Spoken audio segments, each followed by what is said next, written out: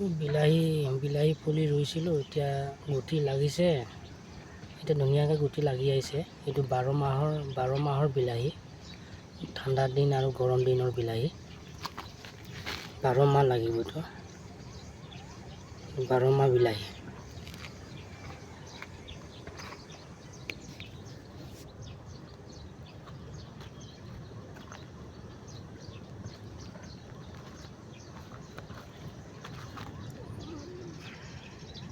এইবিলাক এটা দুটাকৈ লাগি আহিছে। এতিয়া 7 ফুট ওখ হয় এইটো বিলাহী গাছ।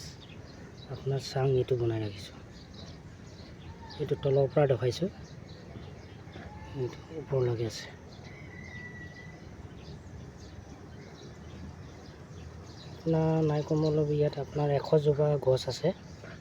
এতিয়া চবতে গুটি লাগি আছে 100 জোপাৰ।